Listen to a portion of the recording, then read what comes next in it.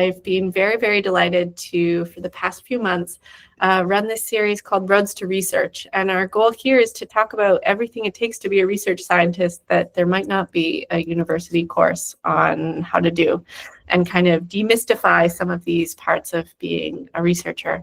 So we've had a number of really lovely calls talking about research ideation. How do you get an idea for a research project? Applying to roles in industry and academia. If you want to catch up on any of those, they're here. And today we're here with Pablo, Ezra, and Bharat to talk about mentorship. So I'll introduce our panelists and we'll kick things off. We'll have about 40 minutes of structured conversation, and then I'll pass things over to all of you. If you've got questions, you can ask them at that time. You can, we'll see how it goes. We'll see how big the group is. Maybe you'll unmute, or we'll have a bit of a queue. We'll figure that out then. But let's get to it. So very happy to have with us today Bharat, who's a colleague of mine here at Cohere and a member of the technical staff. Prior to this, Bharat was a research scholar with Cohere for AI and worked with us as an open science community member on the OG IA 101. So great to collaborate there. And Bharat now is a community lead in our space. You like photography and golf. And I also wanted to highlight something else I read on your website today about being a contributing author to Skynet Today, which was a site dedicated to providing accessible and informed written critique of AI news. Anyway, I just think this is quite applicable to our conversation today about giving back. But Bharat, one speed round question for you. What does mentorship mean in one sentence? I think of mentorship as a park ranger. So they're not going to tell you what to do, but whether you're on the right path and whether it's suitable for your level of fitness, level of experience, and if you'll eventually reach the destination or not. So sort of a guide if you don't know what a park ranger is. Yeah. This is excellent. Starting things off with a key park ranger metaphor. Nice. Okay. We also have with us today Ezra, who is a computer science PhD researcher and student at Mila and Université de Montréal. And prior to this, did a master's at University of Alberta. And Ezra's interests are quite broad, but include reinforcement learning and representation learning problems. And you are also a lead in our open science community, coordinating our research connections program and the mentorship channel. And then something I saw on your website today that I wanted to highlight is that you keep a open forum to invite people to be in touch with you and talk about research or career. But Ezra, to kick things off, I'll give you the same one sentence speed round. The park ranger answer has been taken if you were planning on that. But in one sentence, what does mentorship mean? That was a good one. So yeah, I think to mentor is to provide, in the context of ML research, I would say to provide research guidance and share hard-won experience, whether it's in careers or in research itself. And probably most importantly, invest in the potential or growth of a person and look out for their best interests. Yeah. I love this. Invest in the potential, not just the experience they've already demonstrated. Very, very well said. Nice. And then rounding out our panel today, we're very fortunate to have with us Pablo, who's a staff research scientist in Google DeepMind in Montreal and working on fundamental RL research with a master's and PhD from McGill. And Pablo, you're from Quito, Ecuador, and an advocate for Latinx representation in the research community. You're a musician, you're a marathon runner. And from your website, I'm pulling out that you keep a public office hours calendar. And I'll give you, to round us out, the same one sentence question on mentorship. What's it mean to you? Maybe just to complement what has already been said, which has been great. One way I think of mentorship is allyship with experience. So you're sort of the mentees that you're interacting with, you're an ally to them and you're trying to help them along. And it's what you're contributing is the experience that you've had along the way. And hopefully that resonates and helps them out. Yeah, I really appreciate this. The allyship reminds me that you can have peers who are mentors too, and it doesn't necessarily need to be more or less experienced, but different that could be helpful. Nice. Okay, maybe I'll ask each of you to kind of expand on these intros, and you can start by telling us a bit about what your experience with mentorship has been as a mentor or a mentee. Pablo, can we start with you? Sure. So I've been mentoring for quite a while. There were a few programs within Google that were meant to, you know, they would pair you up with somebody a bit more junior. And so there were official programs like that, but also just within the office, I would regularly meet with people that would sometimes reach out that they were struggling with different things. And then I came across a ML Collective. Roseanne, who's a colleague of mine, she leads it, and she suggested adding office hours there. And I did, and it's been a few years. So I have weekly office hours. So I have 3 20-minute slots per week. And they fill up pretty quickly, which is nice. And it's, usually it's new people that I meet with every week. And that's been really great because, 20 minutes doesn't seem like much, but some of the people that connect are people that often feel pretty lost, and they have the idea of what they want to do, but they're just unsure if that's correct. So sometimes all they need is a little bit of validation to hear from somebody that's kind of, gone through their PhD or already gone through grad school or, went into industry, whatever. Just, a certain set of validation that what their hunch is correct, or just a little nudge in the direction that they're thinking of going. So mentorship, one thing that I've learned is it doesn't have to be super heavy-handed. It doesn't mean that you have to commit, an hour a week with the same people, and then that's not scalable. You can have this sort of low-touch interaction where really it's just that one contact that can be really have an impact on the people that are connecting. So that's why I enjoy these office hours, because they're, it's a fixed time. I still get to meet and chat with a lot of people, and hopefully that's also helpful to them. What has been one of the coolest things you've learned in the office hours? That I've learned? I've learned a lot of things from a lot of different people, but I think one thing I've learned is, and this is not just from the mentorship, but just in general interacting with people, that as much experience as you might have, as seniors you might be, as whatever your age index is, whatever, we all sort of suffer from a bit of self-doubt all the time. And it doesn't matter where you are, there will always be somebody along some rubric that appears to be doing better than you are. And so that trying to be a bit more objective in terms of how you evaluate your own achievements, your own failures, wherever you are in life, I think that's something that I have learned from interacting with different people. It's just giving me more perspective on the different positions where people can be in their lives. Depending on how you look at it, it could be better than yours, it could be worse than yours. It doesn't matter. Like, every person is at their own position in life, and it's what you do with that.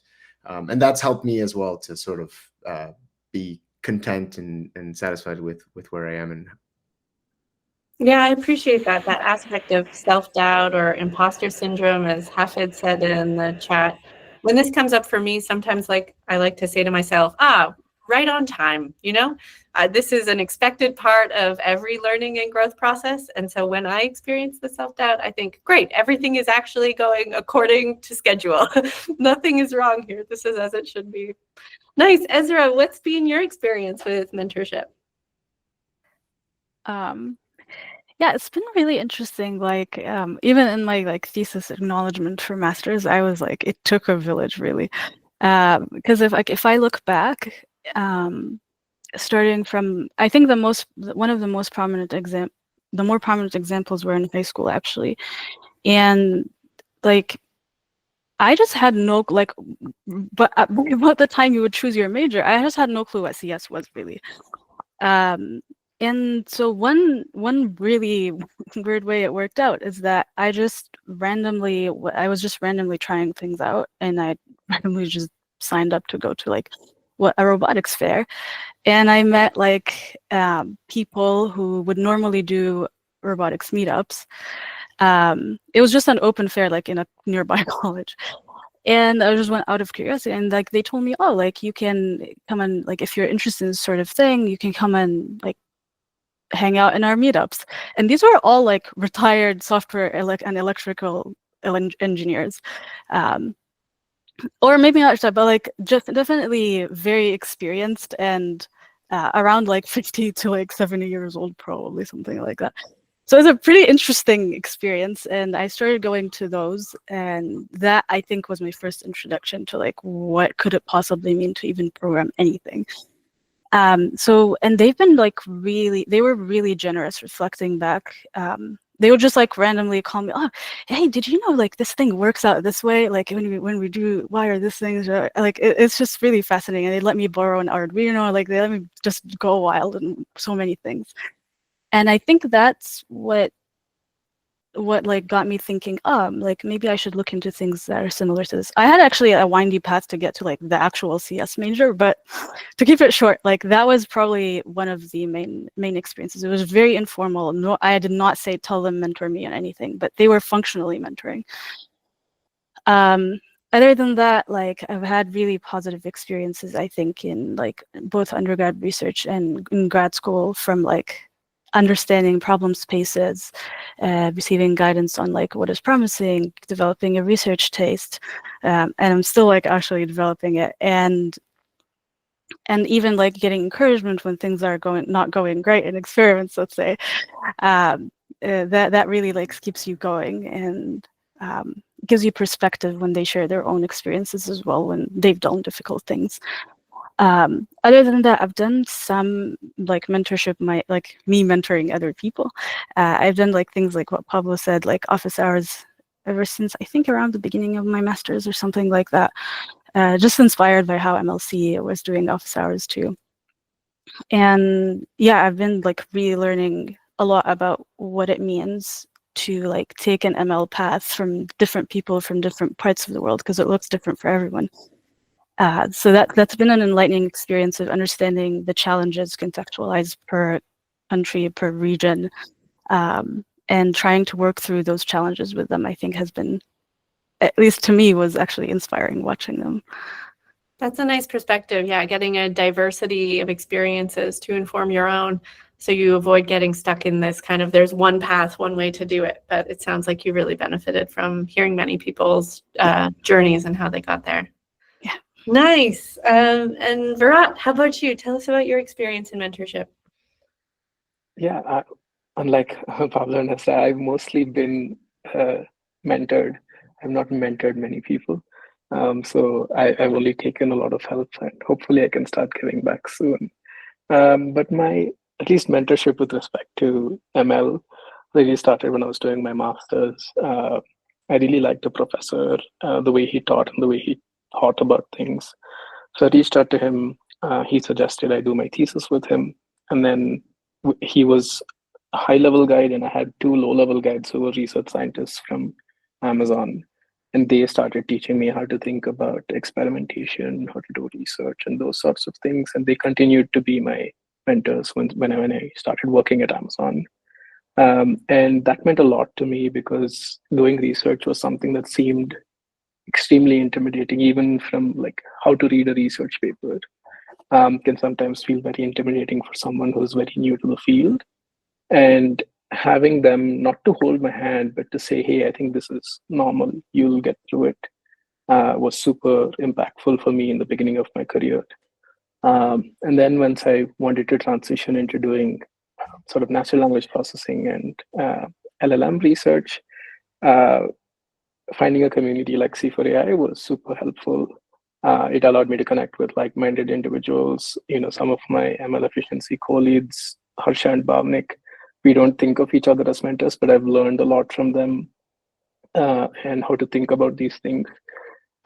So that's been super helpful. And then officially, I've had a few mentors where I've officially asked people, can you be my mentor? And then I have regular one-on-ones with them.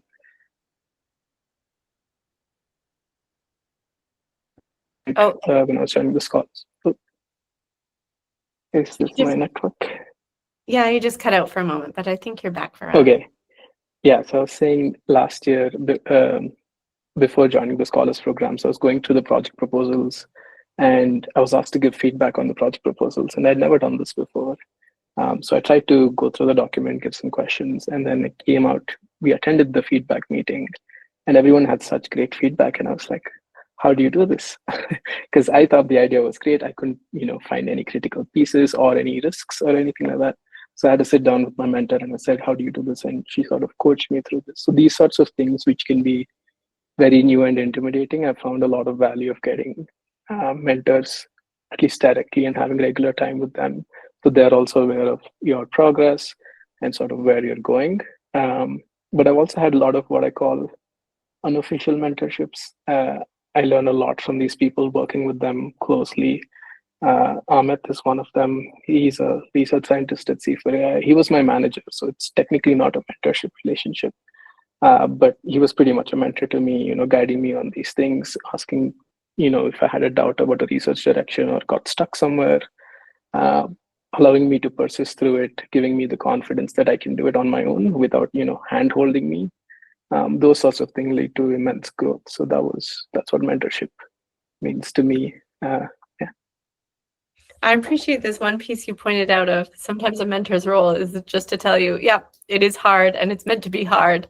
And even if there's not much they can do to make it easier, just letting you know what is to be expected. And I'm joining in the chat people who are challenging you, saying that you have not been a mentor. I think you're a mentor in many ways as a lead to the community space. And I think we'll kind of talk about, the different ways one can be a mentor. Cool. Okay, so I think where it'd be nice to take things now is why should people seek out mentorship? When is the right time in someone's career to seek this out? Are any of our panelists wanting to jump in on this? I think there's no better time. Any time's good. I think you'll always get something out of mentorship. You just need to know what you want. It depends on so if you're early career, you want to know, how do I do research? How do I formulate a question? What do I do if I get stuck? Those sorts of things. If you're mid-career, maybe you want to talk about how to collaborate with others, how to have how to propose your own idea, own it, and then take it forward. And if you're late career, maybe you get more out of mentoring other people, but you can also think of mentoring the young folk, to give you energy, ideas, and think of having people at both ends of the experience spectrum as your mentors, because there's a bunch of fresh ideas and energy that new researchers bring, and a bunch of experience and sort of battle-hardened knowledge that older researchers bring. So I think it's always a good idea to think about mentorship and what you want out of it, and then go with what you want to some person you look up to or you think would be a good fit, and taking that with them. Don't just say, "Hey, I think you'd be a great mentor for me." Tell them why, and tell them why they'd be a great mentor and what you want out of the mentorship as well. This is great, Bharat, turning my proposal on its head. It's not about when or why to get mentorship. It's about what you want to get out of it. Pablo and Ezra, what would you like to add here? Yeah, I think I agree with what Bharat said. It's really trying to see what it is you're struggling with. So we're all struggling with something at some point. And so, but being prepared, especially if you go into one of these mentor sessions where there's like a small, not much time, like 20 minutes is not a ton. Going prepared, knowing what you want to talk about, because that'll be the most effective use of the time. People that come into some of my office hours often will prepare slides so that they give me a bit of background on where they're coming from, what they've done, etc. And that's actually really useful because then I know, okay, they don't need help with this. They seem to be doing okay with this, and I can focus more on this other thing. So I think, mentorship is or getting mentorship is really useful, but you can make it as effective as possible by preparing beforehand, before meeting some of the people that will be mentoring you. But also, I think when you reach out to people for mentorship, I mean, if it's office hours, it's fine because you just sign up. But in conferences, I often get contacted by people to meet during a coffee or whatever. It makes a difference if you come prepared with I'd like to talk to you about this. I want some help with something else. If it's just, can we have coffee? It's like, I mean, yeah, it'd be nice to have coffee with everyone in the world, but there's only so many coffee breaks, and there's only like one of me. So in terms of, I do unfortunately have to prioritize some of the coffee sessions I have with people, and one of the factors I use to prioritize this is I don't know about too much caffeine. In conferences, we need a lot, at least I need a lot. But one of the factors I use for prioritizing who I meet with is, how much information they're giving me. If somebody just wants to chat, that could be fun. But if somebody is really like, I'm applying to PhD programs, I could really use your help in crafting my letter. Something very concrete like that, I think can make a big difference. Yeah, I like this take that everyone is struggling with something. And I think that's a good thing to remember when you're reaching out to potential mentors or people you're seeking advice from. They also have their own things they're struggling with. Perhaps there's some way you can support that. And I know people who've taken various approaches here. I have one colleague who, quite notably, whenever they're struggling with anything, their technique is to tell every person they know in the hopes that someone will have the answer. Versus what I think we're talking about a bit more today here is being a bit more strategic. Okay, I've got this problem. Who are the 2 or 3 people I can maybe narrow it down who might be able to help? Ezra, is there anything you're wanting to add here? Yeah, I love the points that were made, and I really like Pablo's idea of preparing slides. That's actually a really great recommendation to for me to give for people as well, because that helps you as someone who's mentoring in the office hours sessions target exactly what they want. So I really love this. The one thing I wanted to emphasize is just I think informal mentorship has also had an outsized impact for me. It's I'm phrasing it as mentorship, but in reality it's advice giving at the right times. And I think there are multiple factors that go into it. So one thing is there are problems that are on my mind and that I've thought about a lot, and that I have I basically am just obsessively thinking about certain questions at some point. So technically I'm prepared with my points that I want to ask for advice on and the context around it. So I think that's really powerful, and refining your thoughts on those things that you want to seek guidance on, and what steps have you done already. Having it ready in your head, that's very powerful to provide as a context. And so when you seek out people, you don't have to seek them out as I've actually had several messages can you become my mentor? But it's not clear to the person you're communicating with what does that exactly involve. So sometimes people might misunderstand it as this incredible investment or something, and they might be inclined to say no. But you could have also gotten the exact advice that you wanted by just requesting through an informal question. But there are more formal avenues like office hours as well, like that. But I'm just saying that it is very powerful to just seek out informal mentors. And what I noticed is that sometimes they'll become invested in your path eventually as you take on their advice and then apply it, and then succeed in applying it, and then coming back to them and saying I've done the thing that you said, and this is the impact it had. And they might give you more advice, and sometimes it became a stronger relationship just through this particular loop. And it was nothing labeled as you are my mentor. It was more this person, just through the function of interacting, became in reality a mentor. So I just wanted to emphasize that there is this sort of informal advice asking, and being prepared for it in terms of whether you've studied certain things beforehand or understood the sort of landscape of the problems that you're considering, whether technical or non-technical, and then giving context.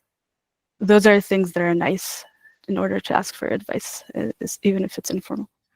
Yeah, I appreciate these two kind of routes into it. There is these kind of more formal take that could be through a program or reaching out to someone quite boldly and saying, will you be my mentor? And starting with this kind of defining of what the relationship will be. But Ezra, you bring up a really nice point that just starting with one question and then letting someone know how their feedback works out, it becomes a dialogue and can become something longer lasting here. Okay, so we're starting to get some tips on how to make the most of a mentorship relationship, in terms of defining what it is you're looking for, or perhaps preparing slides in advance, or just seeking out. How else would you recommend best taking advantage of someone's time if you're getting time with someone?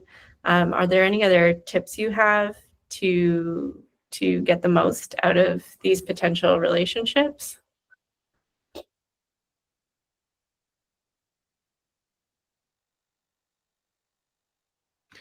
One thing that's useful for me, I'm already really bad with, remembering things.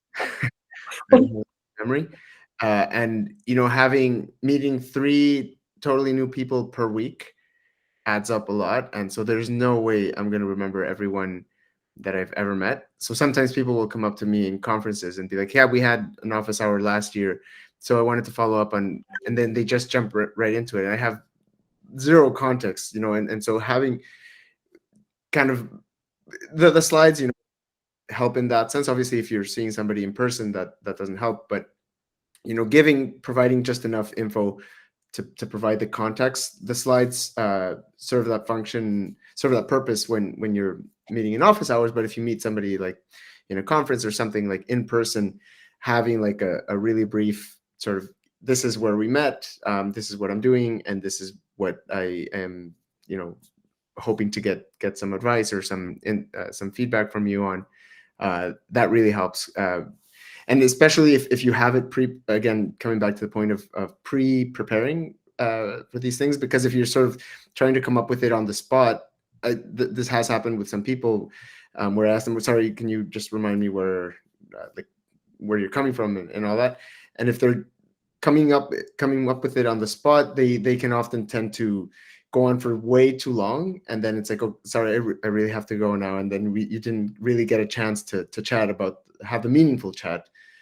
So having this pre-prepared thing when you're going to be meeting somebody is extremely useful. So it's similar to the slides, but I guess in addition to. We got 2 votes of confidence from Virat and Ezra on this. Yeah, Ezra, what did you want to add? Yeah, no, I love this whole preparedness thing, because it's almost like when you're more prepared and I really encourage writing out your thoughts in some sort of either research journal or just personal journal, whether it's like a career problem or a research problem, and just accumulating your knowledge in a concrete way. I think it really helps you when you go and speak to people. You'll find that you'll attract opportunities just by the fact that you're prepared almost. And that means opportunities for advice. You'll be better prepared to even receive it because you have already thought about it extensively. One really impressive thing I've seen, I'm not saying his mentor or something, but one really impressive thing I've seen in one conference was there was a student who he was actually trying to talk with my advisor about things, and he was trying to pitch his research and things like that. And then he pulls out a plot from his phone. And I'm like, that's dedication, from his phone. He knew he was gonna talk about it and just pulls out a plot. It was really cool to see that. But not mandatory by any means. There's also sometimes, I just want to say, sometimes I actually end up so over preparing to the extent that I am afraid of even there was this particular instant in a conference where I was trying to over prepare for meeting this one person, and I almost became afraid of even going and meeting them. So I just want to say, don't get to that extent. That at that point, I remember my supervisor just pulled me over. It was like, no, you're ready. We're gonna go and meet this person right now.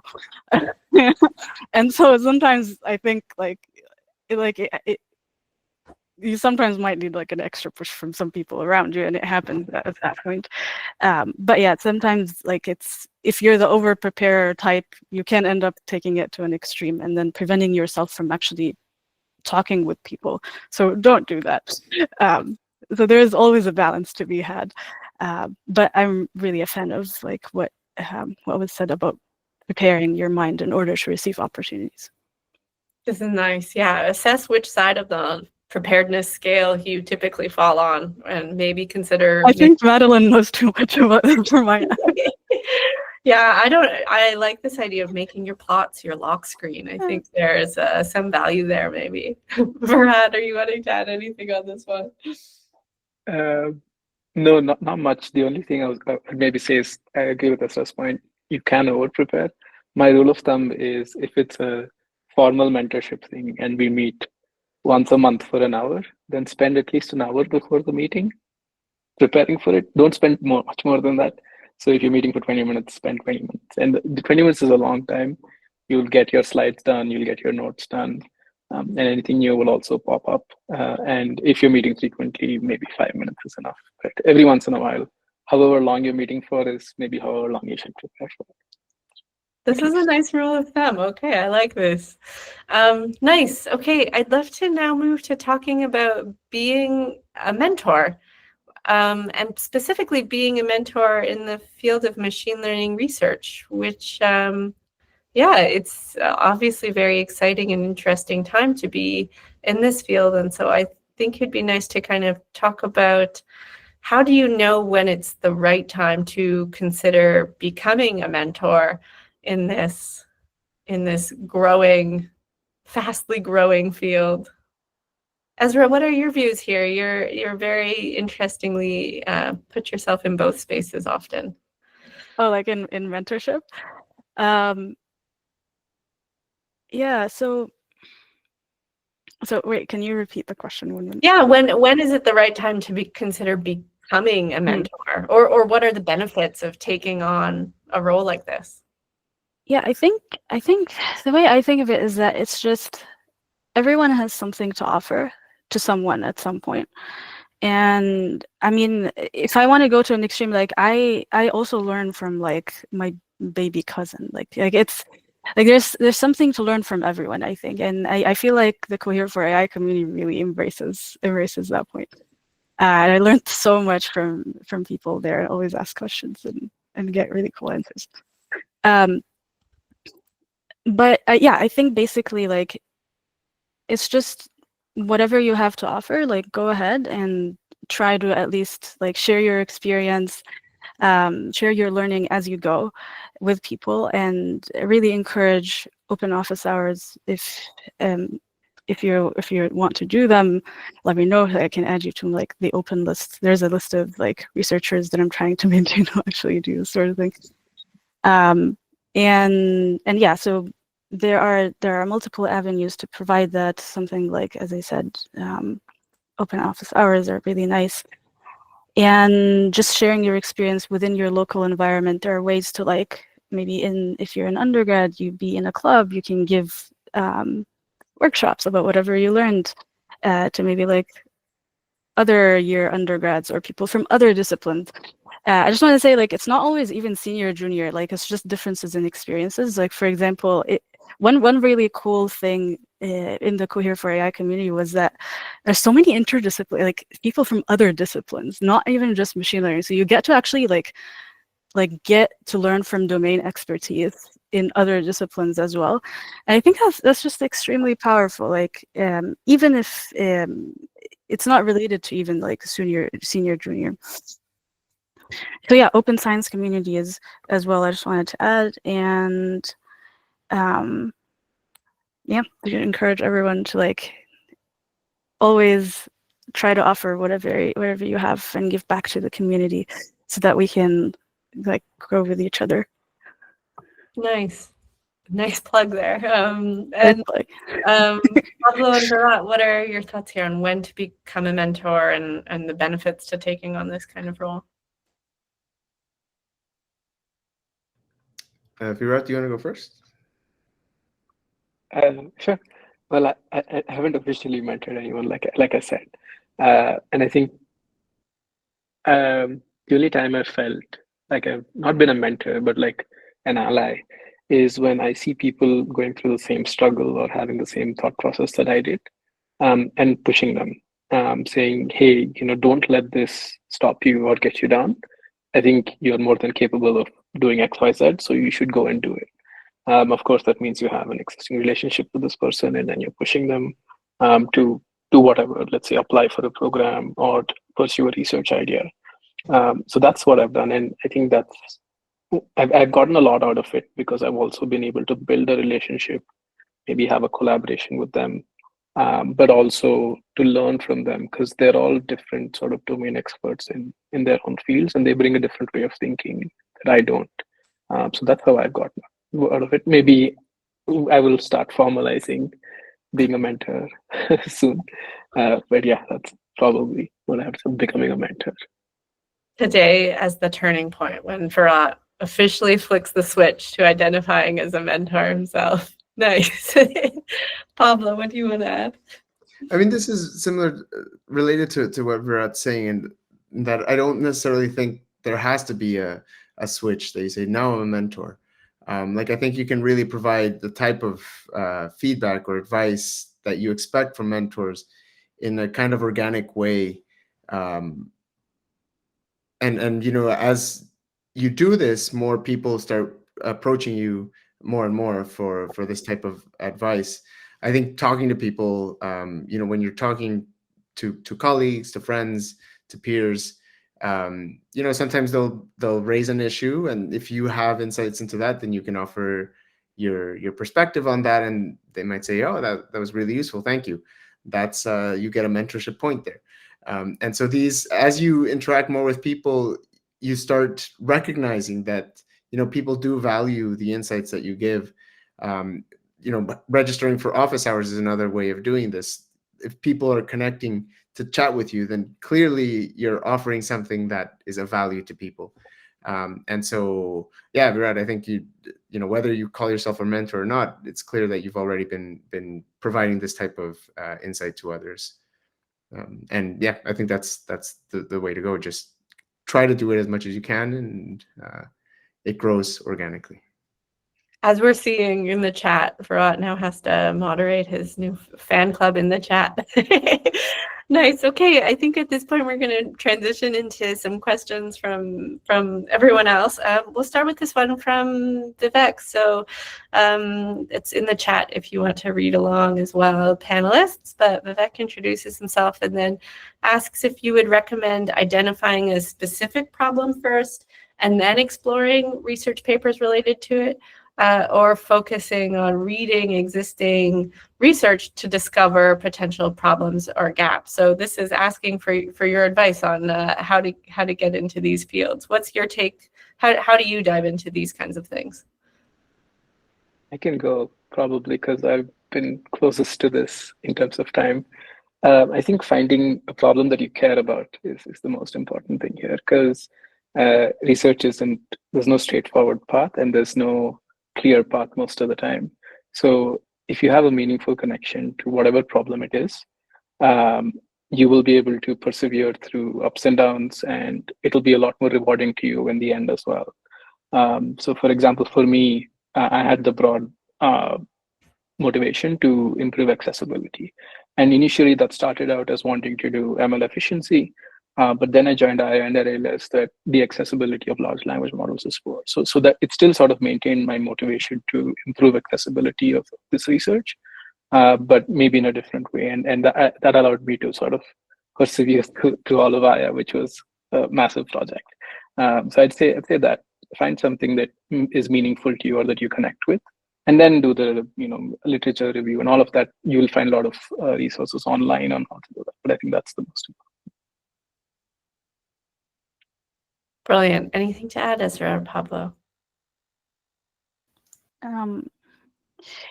One thing that I do in order to find eventually a problem, as soon as I find the thing that I cared about, is to try to start pitching to start going to people. If I'm in a research environment, whether it's C4AI or a conference or just around me, like in grad school, try to go and pitch it to people and see what they think and how different people react to it.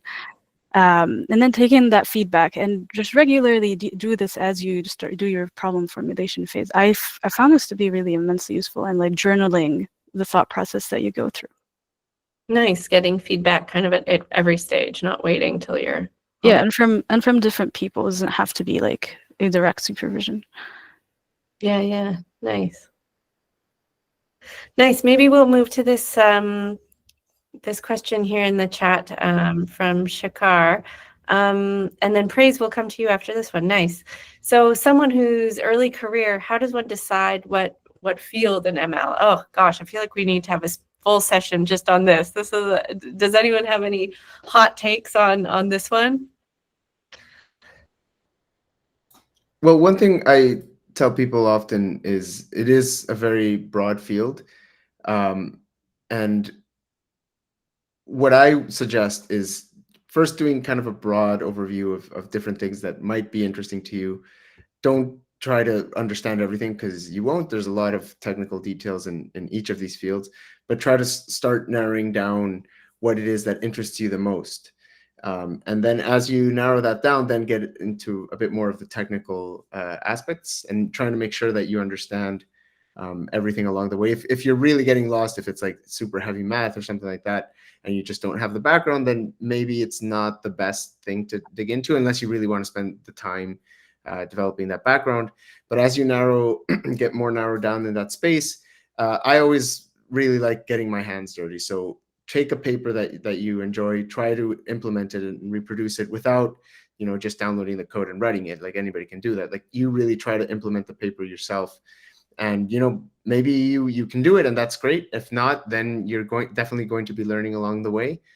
There's also the machine learning reproducibility challenge, which I don't know if they did it this year, but they usually do it every year. This is a really great opportunity to try to do exactly this, reproduce recently published work. This can often result in a publication, which is a great way to get started in your research career path. And also, when you implement this and you start running experiments, you're going to run into things that make you wonder, why are they doing things this way? And that's when the research starts happening. It's when you question, okay, why this is a weird decision. What if I change it to this? It's like, oh, that's an interesting thing. Let's dig into that more. And that starts opening a lot of other doors. And that builds momentum. Most of the research projects that I work on now, it's not stuff that I just imagined last month and it's like, oh, that would be an interesting problem. It's usually stuff that's building on questions that were opened from papers that I wrote, last year or 2 years ago. And so as you start digging into this, getting your hands dirty, you start finding all these different pathways that you can take. And then eventually you reach a point where there's too many questions and you don't have enough time, which is kind of a good space to be in because you have lots to choose from. There you go. We don't need to do a whole session. Pablo just did the session for us. Nice. Okay, Praise, did you have a question? Did you want to ask? Go for it, Praise. Okay, thank you so much. Hello, everyone. Can you hear me? Yes, sounds good.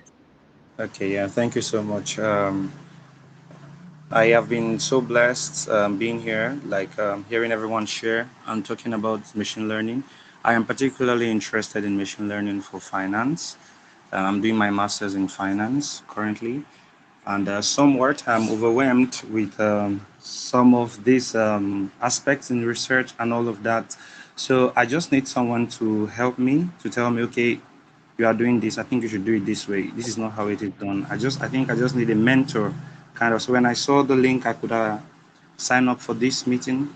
I did that because I wanted to see how I could get a mentor to help me out, because I'm also interested in doing my PhD. Nice. Okay, Praise, it sounds like you're at an exciting spot in your journey, and mentorship might be helpful. I hope that there's been some advice today that you'll think back on and revisit.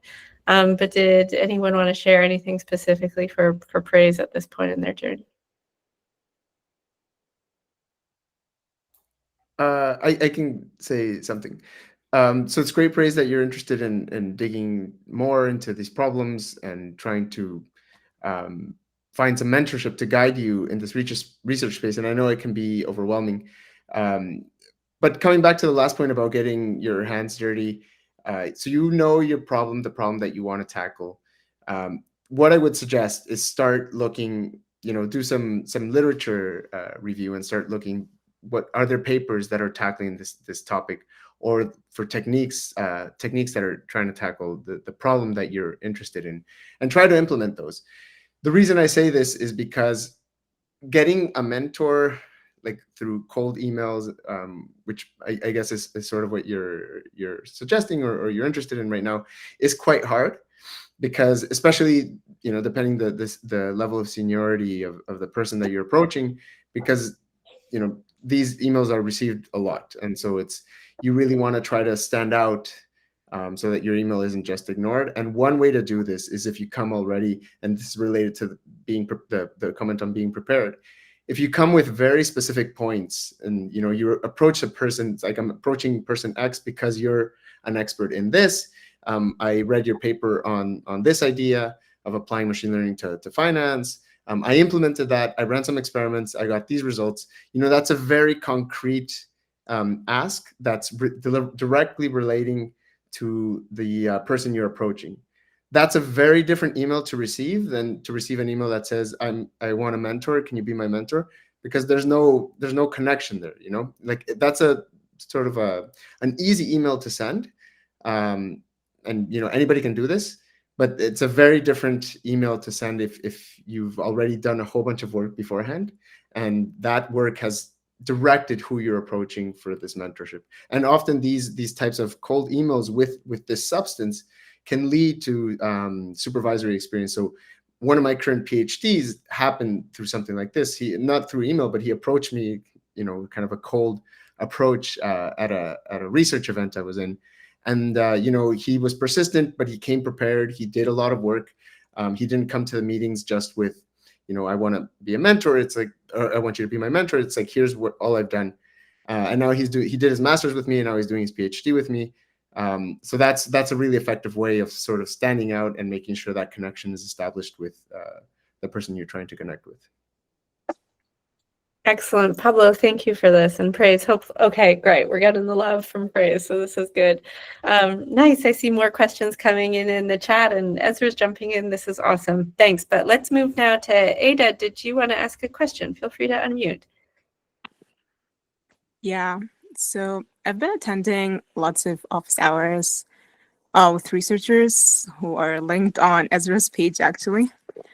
And one of the office hours was with Pablo. And so I think something that I mentioned there was, or I asked about, was like how to get into industry research without going through the grad school path. But now my question is really like, I haven't found a lot of people who have taken this path.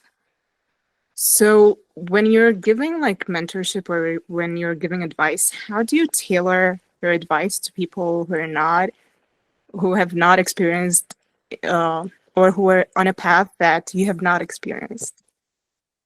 This is a really interesting question. Thanks, Ada. So it sounds like what we're talking about here is one of the things that's come up in our conversation is a mentor has their experience to share, but of course they only have their one set of experience. How, as a mentor, do you engage with people who are doing things differently or following a different path than your own? Any thoughts from our panelists on this one?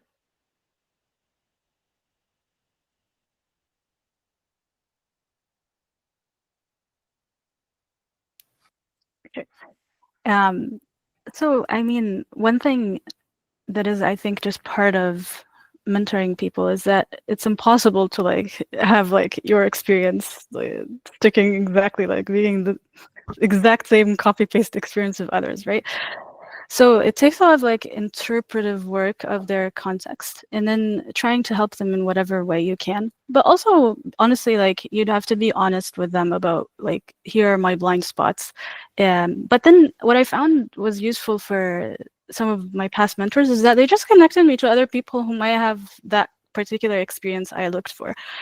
And this is why like I really like this approach to mentorship, is that it's more of an investment in someone's growth and like going and trying to look out for the best for them. So I've actually like recently sort of mentored or slash, like there was an intern that I kind of supervised. And like in the process, like I knew she was like interested in sustainability, things like that. So one of the things that I've been trying to do, and it's not exactly what we're working on, so one of the things I'm trying to do is like, okay, like here's this upcoming talk that's going to come up, and it's not even my domain, like, but the way I see it is that you try to invest as much as possible in their best interest and connect them with the relevant people that could fill in that experience that you're personally lacking, and just being honest about it. Really nice. Anything to add, Pablo, Virat? One thing I can add to what Ezra said, I agree completely.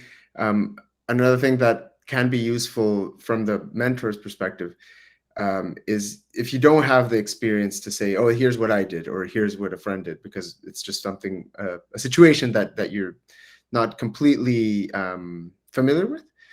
What you can try to do is perhaps walk through the mentee through, okay, what are the things that could happen? Here are your options. Often, one of the things that is sort of a common advice that I give to lots of the people that connect to my office hours, this question of, you know, how do I get a job in the industry, or should I go to industry or academia, is a pretty common one. And the paths are never the same. Nobody has the same path. My path is very different from everyone else in my peer group. But one thing that I think applies to everyone is to keep options open and to keep an open mind. So we all might have desires and expectations for what we want out of our careers. It doesn't always work out that way. So I didn't, you know, when I finished my PhD, I had a certain idea of what I wanted to happen right after my PhD. That did not happen. But, you know, I applied to other things and ended up now in a better spot than what I imagined in after finishing my PhD. So I think that's a kind of common thing. Just try to keep options open. And as a mentor, you can perhaps help in that respect. You know, it's like, okay, this is what you want to do. Of course, try for it. If it works, great. But what are other possibilities that you can think about, and that you can also work towards, that, you know, maybe eventually might get you back on the path that you were hoping to be in. But right now it doesn't block you if for whatever reason you can't get exactly what you had in mind. Brilliant. Okay, Ada, I hope this was helpful. We're going to jump over to Iman. Iman, what's your question? Okay, since I joined the research projects, I'm facing a problem when I start a new project. I stuck in the literature survey. I read a lot. I used to be good at coding, but since I joined the research, I don't know how to transit from the literature, from doing the surveys into experiments, and I don't know how to design the experiments. So if you can help me with this would be great. Nice. Okay, so as someone kind of potentially newer to the research space, diving into literature, and then how do you transition from the literature to the next phase of the research, the experimentation or the surveys? Virat, do you have anything you've been kind of hands-on in some deep research here. What have you found helpful? Yeah, if you find that you're stuck or unable to translate, let's say, equations or ideas into code, maybe look at related papers that have implementations to get sort of the juices flowing. That's helped me sometimes. Slightly more controversial take might be to ask one of these LLMs for help. Fact check the code, and all of that warning comes across. But an LLM can be a good sort of semi-intelligent rubber duck. So if you're stuck just talking through the problem with ChatGPT or Claude or whatever your favorite LLM is, can help a lot. I found that as well. Those are some things. Also, if you're finding it hard to translate directly from the paper to code, maybe summarizing the research paper and picking out what you thought were important ideas and writing them down in your own words can really help you sort of grok whether you understand whether you've grokked the concept or not, which can help.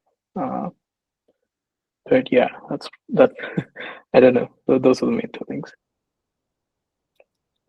Anything to add, Ezra or Pablo, to Virat's hot take? Yeah, I think that's a great idea. I mean, using the provided code, but also relating to what I said. If you're struggling implementing the what's described in the paper, that's of course I would suggest try to use the provided code, but also don't just run the code, but try to play around with things. Change the optimizer or change the network somehow. Ensure that this is happening. How does it affect results? These types of this is what we do in research. We tweak things off, not always, but we often will play around with things, tweak things, and see how it affects the evaluation metrics that we're looking at, and that often opens up new research ideas.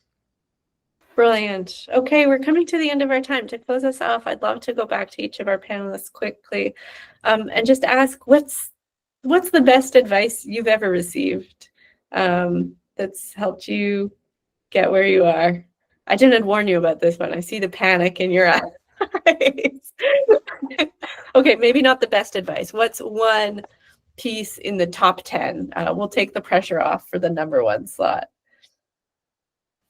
I can try. I